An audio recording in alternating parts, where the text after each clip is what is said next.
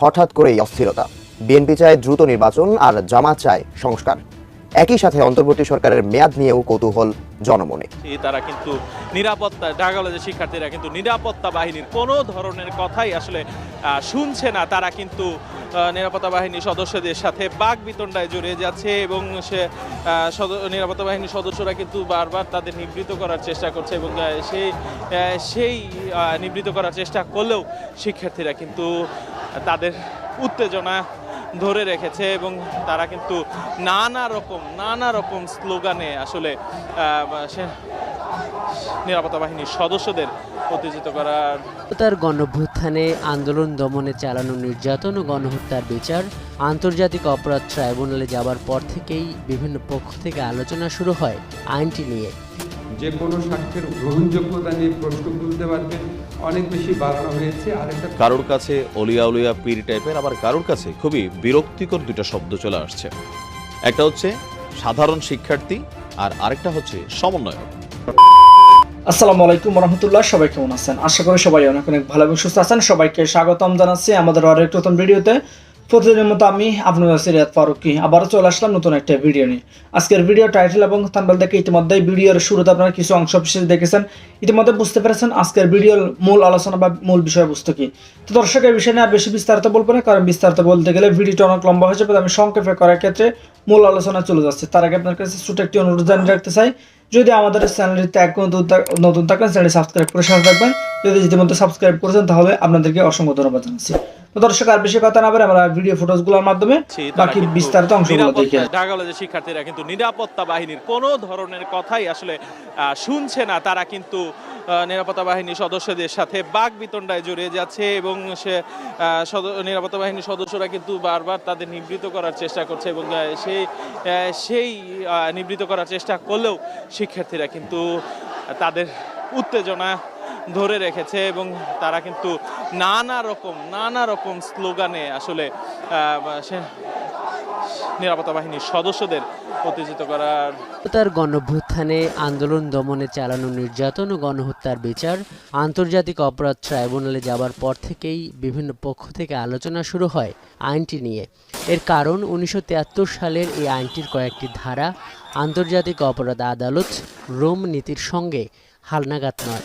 বিশেষ করে এই আইনটিতে বিচারকালে অভিযুক্তের অধিকার, সাক্ষীর নিরাপত্তা ও ভিকটিমের অংশগ্রহণ ও সুরক্ষার বিষয়গুলোতে ঘাটতি রয়েছে বলেও সমালোচনা হয়। এবং বাস্তবতা হলো এই একই ট্রাইব্যুনালে এবং আইনে 1971-এর মহান মুক্তিযুদ্ধে চলা গণহত্যার যে বিচার হয়েছিল তা নিয়েও প্রশ্ন তুলেছিল দেশি বিদেশি বিভিন্ন পক্ষ। এসব আলোচনা সমালোচনার মধ্যেই যখন আন্তর্জাতিক অপরাধ ট্রাইব্যুনালে শুরু হয়েছে জুলাই গণহত্যার বিচার কাজ, তখন উপদেষ্টা পরিষদের টেবিলে পুরানো এই আইনটির সংশোধনের খসড়া। অন্তর্বর্তী সরকার গঠন হওয়ার পর সচিবালয়ে প্রথম উপদেষ্টা পরিষদের সভা প্রধান উপদেষ্টার সভাপতিত্বে অনুষ্ঠিত এই সভায় খসড়াটির অনুমোদন হয়, যার নাম দেয়া হয় international crimes tribunal amendment ordinance 2024। বিভিন্ন স্টেক হোল্ডাররা অনেক ত্রুটি বিচ্যুতি তুলে ধরেছিলেন। তো আমরা যেহেতু চেয়েছি একটা খুব ফেয়ার ট্রায়াল করতে, ডিউ প্রসেস মেনটেন করতে, এই জন্য আমরা সেই তাগিদ থেকে এটা অ্যামেন্ডমেন্ট করার উদ্যোগ নেই। পরে ব্রিফিংয়ে জানানো হয় পুরানো এই আইনটিকে আন্তর্জাতিক মানের এবং আধুনিক করতে 20টিরও বেশি সংশোধনী আনা হয়েছে, যার মধ্যে উল্লেখযোগ্য বিচার কাজে আসামি পক্ষ চাইলে বিদেশ থেকে আইনজীবীও নিয়োগ করতে পারবেন। অভিযুক্ত পক্ষ আছে তাদেরকে প্রসিকিউশনের সমান সুযোগ দেওয়া হয়েছে। আপনারা 73 সনের আইনের সাথে মিলিয়ে দেখবেন অভিযুক্ত পক্ষকে অনেক বেশি অধিকার দেওয়া হয়েছে এবং তারা যে কোনো প্রয়োজনীয় সংখ্যক সাক্ষ্য আনতে পারবে, যে কোনো সাক্ষ্যের গ্রহণযোগ্যতা নিয়ে প্রশ্ন তুলতে পারবে, অনেক বেশি বাড়ানো হয়েছে। আরেকটা খুব চমৎকার বিধান আমরা মনে করি, সেটা হচ্ছে ভিকটিম প্রোটেকশনের ব্যবস্থা করা হয়েছে। যারা এখানে সাক্ষী দিতে আসবেন বা যারা আপনার কোনো কারণে যদি 164 দেন বা যে কোনোভাবেই সাক্ষ্য দেন, তাদের প্রোটেকশনের জন্য পর্যাপ্ত ব্যবস্থা করা হয়েছে। রাজনৈতিক দলের বিচার করার প্রবিধান যুক্ত করার যে আলোচনাটি দেখা গেছে এই সংশোধনী ঘিরে তা নিয়ে প্রশ্ন করেন সাংবাদিকরা। এই রাজনৈতিক দল বা কোনো সংগঠনকে নিষিদ্ধ করার প্রশ্ন আসলে এই আইনকে অযথাই প্রশ্নবিদ্ধ করার সুযোগ সৃষ্টি হবে। আমরা সেই সুযোগ দিতে চাই না। তাদের অপরাধমূলক কার্যক্রমের জন্য যদি নিষিদ্ধ করার প্রয়োজন হয়, যদি নিষিদ্ধ করার দাবি উঠে সমাজে, তাহলে আমাদের অন্যান্য আইন রয়েছে, সেই সমস্ত আইনে নিষিদ্ধ করার বিধান আছে। সন্ত্রাস দমন আইনে রয়েছে, নির্বাচনী আইনে রয়েছে, 1978 পলিটিক্যাল পার্টি অর্ডিন্যান্সে রয়েছে। আজকের উপদেষ্টা পরিষদের সভায় মানবাধিকার কমিশন ও দ্রুত জ্বালানি বিদ্যুৎ সরবরাহ আইন সংশোধন ও বাতিলের আরও দুটি খসড়ার অনুমোদন হয়েছে। এছাড়া উপদেষ্টা পরিষদের সভায় 2024-25 অর্থ বছরে মুজিববর্ষ উদযাপনের বাজেট বরাদ্দ বাতিল করা হয়। রাজনীতিতে হঠাৎ করেই অস্থিরতা। বিএনপি চায় দ্রুত নির্বাচন আর জামাত চায় সংস্কার। একই সাথে অন্তর্বর্তী সরকারের মেয়াদ নিয়েও কৌতূহল জনমনে। এর মধ্যেই ক্ষমতাচ্যুত আওয়ামী লীগের নির্বাচনে অংশগ্রহণের সুযোগ দেওয়া না দেওয়া নিয়ে চলছে নানা আলোচনা। তবে এবার সব ছাপিয়ে হাসনাত আব্দুল্লাহর ঐক্যের ডাক। বৈষম্য বিরোধী ছাত্র আন্দোলনের এই আহ্বায়ক বললেন, বিভাজন নয়, চাই ঐক্য। কি ছিল তার ঐক্যের ডাকে, বিস্তারিত জানাচ্ছেন এসআই রাজ।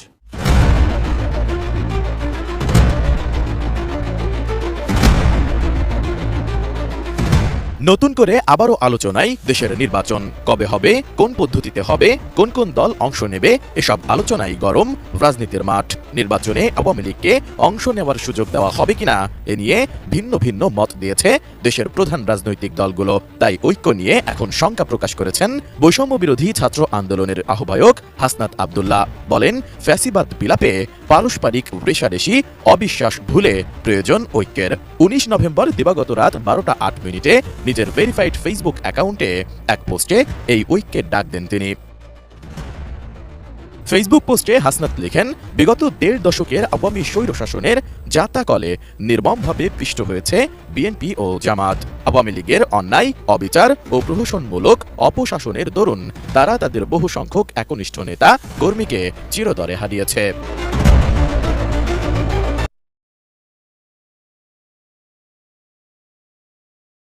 হাসনাত আব্দুল্লাহ বলেন, 24-এর গণ অভ্যুত্থানে অংশ নেওয়া, খেটে খাওয়া দিনমজুর থেকে শুরু করে সাধারণ শিশু কিশোররাও আওয়ামী লীগের নৃশংস হত্যাকাণ্ডের শিকার হয়েছে। ফ্যাসিবাদী আওয়ামী স্বৈরশাসনের দুর্দিন পেরিয়ে 24-এর সফল গণ অভ্যুত্থান আমাদের সামনে এক নতুন বাংলাদেশ বিনির্মাণের দুয়ার উন্মোচন করেছে।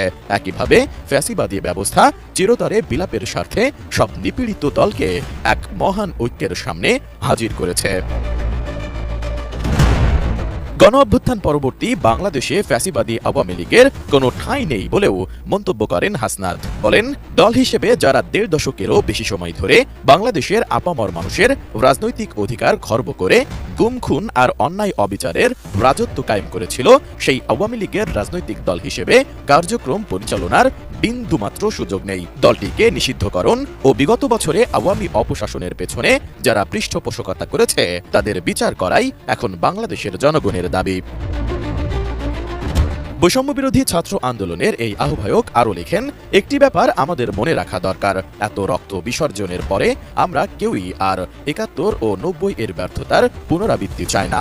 আমরা যেমন চাই না দেশে নতুন করে কেউ আবারও ফ্যাসিস্ট হিসেবে মাথাচাড়া দিয়ে উঠুক, একইভাবে চাই না স্বাধীন সার্বভৌম বাংলাদেশে পুনরায় কোনো বহিঃশক্তির আধিপত্য কায়েম হোক।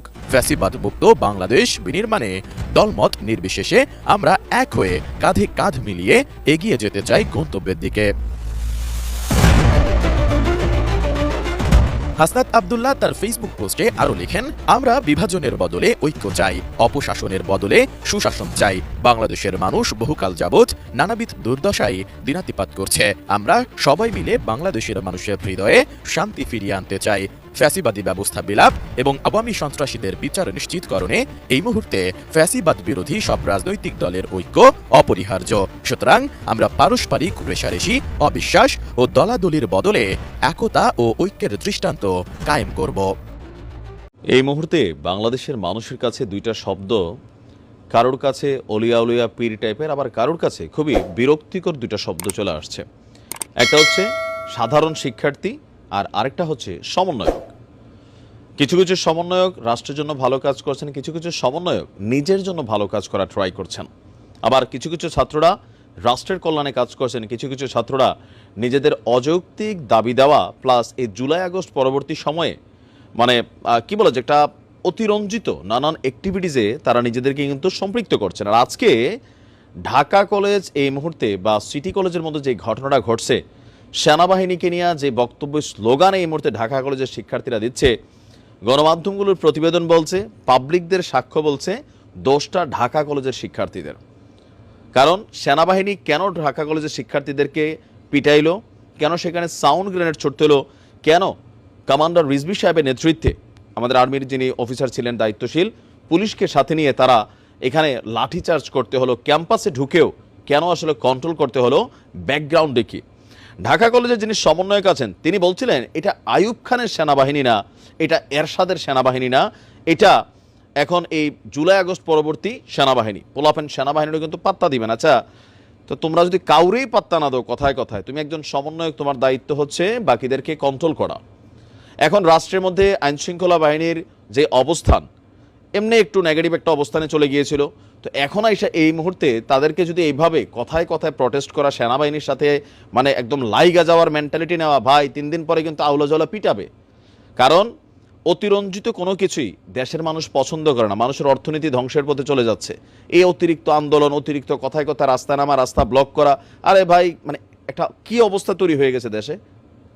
এখন এগুলোকে শিক্ষার্থীদেরকে নিয়ে সবাই একটা টেনশানে, কি কথা বললেই ঝামেলা, তারপর হচ্ছে আপনার কোনো কথা বললে গিয়া ভাঙচুর, নানান ধরনের ঘটনা কিন্তু ঘটছে। যে আজকে কি নিয়ে ঘটলো এই ঘটনা, তুচ্ছ একটা ঘটনাকে কেন্দ্র করে এখন সেনাবাহিনীর সাথে পাঙ্গা নেওয়ার চেষ্টা করলে সেনাবাহিনী পিটাবেই। এটাতে রাষ্ট্রের জনগণ তোমাদের পক্ষে থাকবেন, এটা মাথায় রাখতে হবে।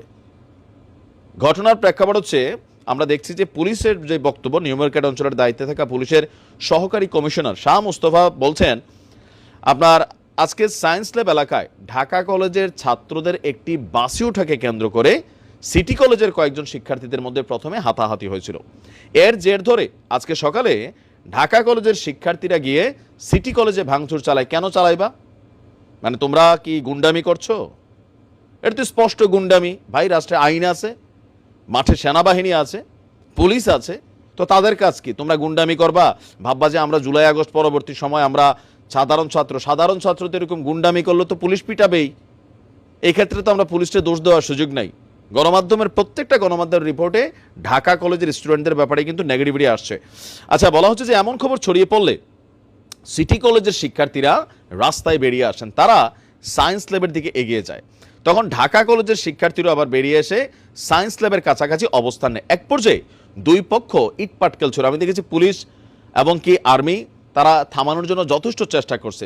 এই ঘটনায় দুই কলেজের শিক্ষার্থীদের মধ্যে এই ধাওয়া পাল্টা আঘাতে 32 জন এখন ঢাকা মেডিকেল কলেজে চিকিৎসাধীন অবস্থায় আছে। পরে যখন পরিস্থিতি উত্তেজনাকর খারাপের দিকে যায়, তখন পুলিশ পরিস্থিতিকে নিয়ন্ত্রণের চেষ্টা করে এবং সেনাবাহিনীর নেতৃত্বে এই যৌথ অভিযান পরিচালিত হয়। সিটি কলেজের শিক্ষার্থীদেরকে সেনাবাহিনী এবং পুলিশ বোঝানোর পর তারা তাদের এখান থেকে চলে গেছে, কিন্তু ঢাকা কলেজের শিক্ষার্থীরা না যাওয়ার কারণে, সেনাবাহিনীর সাথে বাকবিতণ্ডার কারণে ফাইনালি গ্রেনেড চার্জ করা লাগছে, সাউন্ড গ্রেনেড সেখানে নিক্ষেপ করছে, পাশাপাশি লাঠি চার্জ করছে।